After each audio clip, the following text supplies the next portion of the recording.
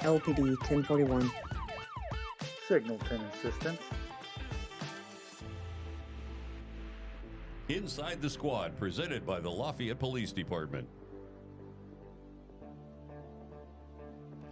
To serve and protect is not just a motto, it's our mission. Sending another unit. Step it up. All right, welcome back to Inside the Squad. And today's episode, we are bringing in a very special guest here at the Lafayette Police Department. It is a new position, a new addition to the police department that the city created, and we're really, really grateful to have this position here. And we couldn't have had a better person to join us, who's actually been with us for a long time in our building, but now you are officially working with the Lafayette Police Department and for the city of Lafayette. So, Norah, I'm going to hand it over to you to introduce yourself to all of our viewers and what your title here is. Thanks, Sean. I am the new Victim Services Coordinator, and I come from a background of 30 years working with the YWCA as their legal advocate. And during that time, I spent almost 10 years here, as you said, in this building as the legal advocate / victim advocate, working with people in the community. I did work some hours at the shelter as well, so I did have that capacity. But starting in January, I came here full time, and I do a lot of the same things that I was doing, and but I've also added some other things. I'm working closer with the officers and the community on, and I do less of the legal work that I did before. And so, I'm really happy to be here. I have my office is always open to the public, and I have volunteers, and there's a lot of work we have in front of us, and I'm really anxious to get that started, and we've done some already that has been a good start for us all. Right. So, as a victim advocate, one of your responsibilities. So as a victim advocate, one of your responsibilities now is you're now directly working with the officers and you're working with the victim themselves, right? Correct. So it's kind of a great way for our officers when they arrive in situations where they're handling the criminal side or they're handling the entire case, and then they run into this victim and they're kind of like, oh man, like how can I help this person further? It doesn't just stop with an arrest, or it doesn't just stop with, if we're talking about like domestic violence, it doesn't just stop with getting the two parties separated. There has to be something further to prevent this from happening again. And now we have a resource in place, and officers contact you directly, right? Correct. So usually in those situations, officers now realize that, okay, we've handled this situation, and now how can we help this victim further? And they pick up the phone and they just call you. So when they call you, Norah, what is some advice, or what are some things that kind of run through you to tell the officers on scene of what they can do to get this victim more help?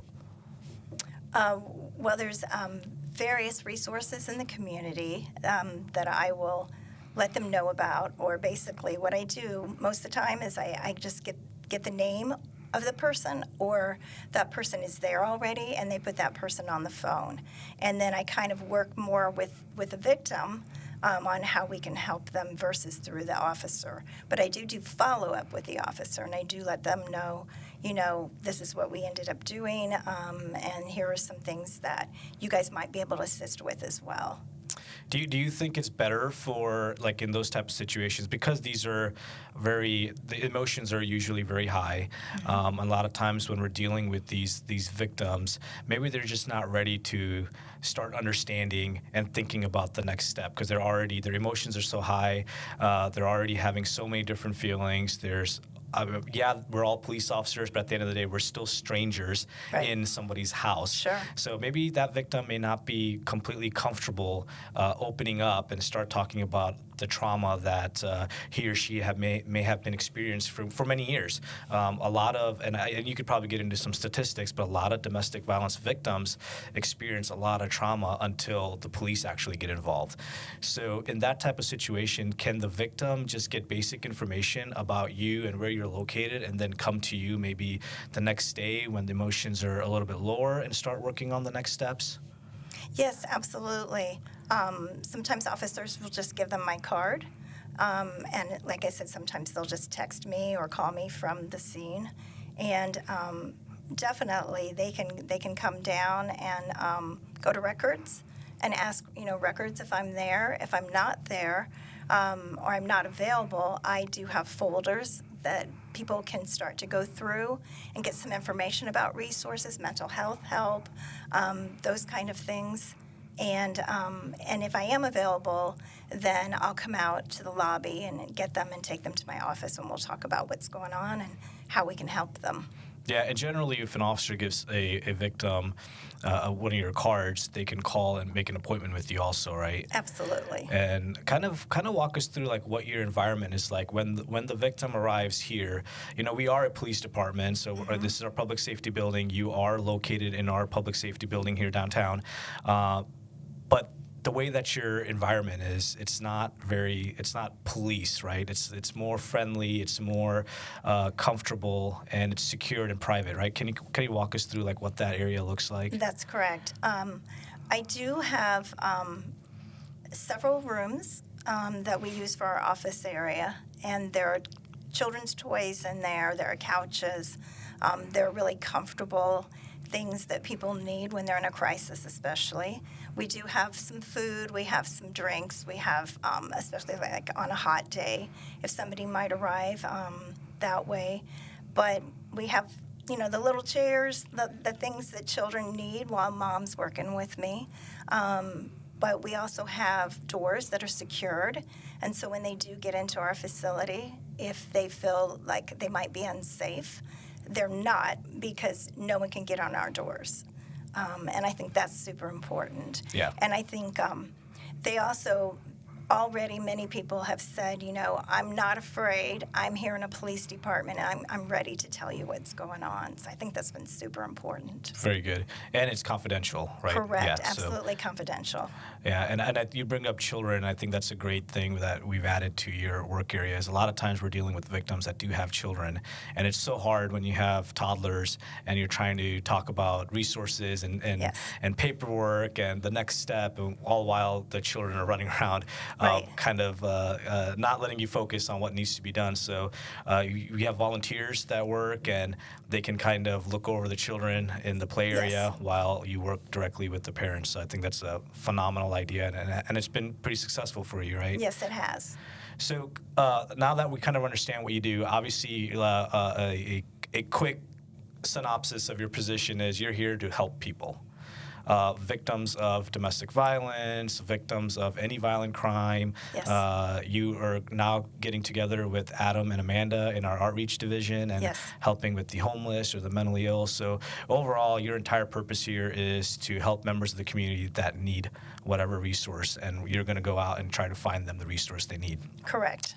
So with that being said, can you give us some examples of some of the help that you've done recently? One of the cases that we are currently working is a human trafficking case. Just recently, there were some very charges that were just dropped. Our prosecutor's office filed charges on the two individuals, and there were some victims involved in that. So can you kind of talk about a little bit about the victims and what kind of resources you were able to provide in that situation? Well, at the beginning, what I did was I looked up some areas where they might be able to stay, safe housing, connected with some shelters, and they had some things that they wanted to accomplish, and so I had to kind of work with where they wanted to go and what they might want to do. But I could connect with several people in the community and outside the community, and I just kind of kept up with what was going on through the day as to what might work out best for them so that they'd be safe when they left here. And I sat in on some of the interviews. I helped them, get some food, those kind of things. And later on the next day they came back, and we gave them some more resources. So yeah, it was a multiple day. Yes, it was a event. long day. Yeah. But it was really great. They're very grateful, and it was good to be there. Good. So, and I think the overall the story on this is it does. A lot of people were like, "Well, what happened to the victims? Yes. Like, what did you guys do with them? Did you just send them back? Like, where are they from? Like, Right. and people. And I think the message we want to send is now that we have you and your position, and we're really grateful that the city understands the importance of this position that they created. Is it doesn't stop right there now. Now, even Not though at an all. arrest has made, we continue helping those victims. You stay in contact with them as long as they're willing to stay in contact with you, Yes. and you continue to provide resources. And the biggest thing is you get a safety plan together for them, Correct. so they don't fall back into that same victimization. Correct. Yes. What about like domestics? I mean, domestics is probably one of the highest calls for service for Lafayette Police. We respond to so many domestic violence calls. What's like a standard procedure for a victim that's wanting help in an abusive relationship? I would say a standard procedure would be just to call me or email me. And then, we can set up a time to meet, or we can talk over the phone, or And then what are, do if it- they do yeah. that, what are some resources that you're able to provide them? It would depend on what their situation was. We have the YWCA shelter, we have Family Promises, we have other shelters in other communities, and sometimes, if they need like mental health services, I will definitely refer them to NAMI or Mental Health Association or Okay. any of those places. And I think one of the common questions we also get is like, how do I get a protection order? Can you kind of hit on that? Because you used to do a lot of protection orders, right? Correct. Yes. So what is the procedure for that? What's the cost? If there is a cost, how does somebody go and get a protection order against somebody? So there's a couple different ways they can do that. They can they can go to the courthouse and they can pick up the paperwork if they want to do their own, and they can always call me and ask me questions, and I can help them through it. If they want to go online, there's also a way to go online under indiana.gov. And if they want to come in person, which I like it when they come in person, because then I can really find out what's going on in their life and kind of give them some direction, be a support system, all those things for them, and help them through the legal process. But if they want to do that, then they can just call me or email me for an appointment. So essentially the best way to go about it is if anyone has any questions about these types of procedures is to just get with you. Yes. And I think that's great that we have you here, because in those situations, the easier it is for the victim to get through that process, the better.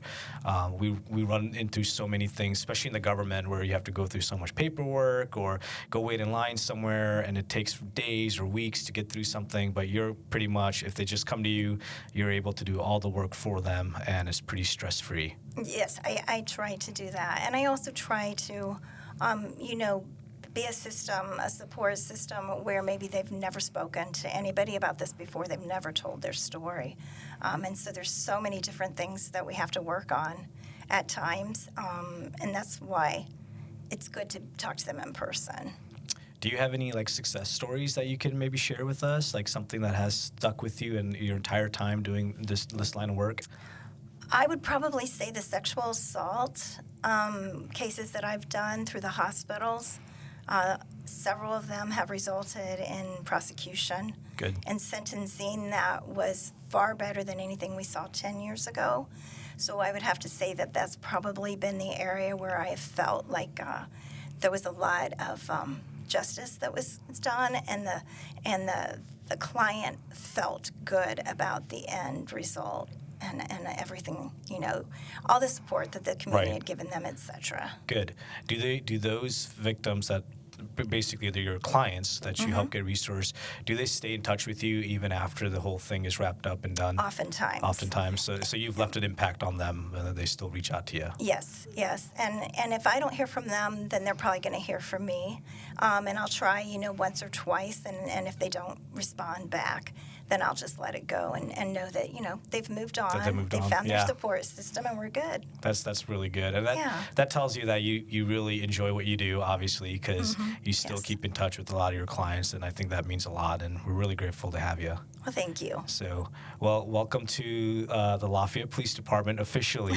I'm very grateful to have you here because I know our police officers are very grateful to have you here. You took one of the hats away from an officer and making their jobs easier, and you love what you do. So I couldn't have asked for anything better. Is there anything that you want to tell our listeners? What's the message that you would like to send off? I it's pretty much with what you were saying. I'm really happy to be here to help the officers out. My next couple months are going to be spent in ride-alongs, meeting the new officers that I haven't met yet, because I like to create a relationship between the two of us. Yeah. I like to get to know them and have them understand me and kind of how I do my job. Yeah, there's a lot that it's just beginning of the year, right? Right. So there's a lot to do, but I'm feeling good about everything. All right, awesome. So you guys heard it. Norah is here, right here in our building at 601 Columbia at our Public Safety Center downtown. So if you ever need her for anything at all, just come to us on the second floor and ask for Norah, and we will get you all set up. Okay. All right, well, until next time, we will see you again.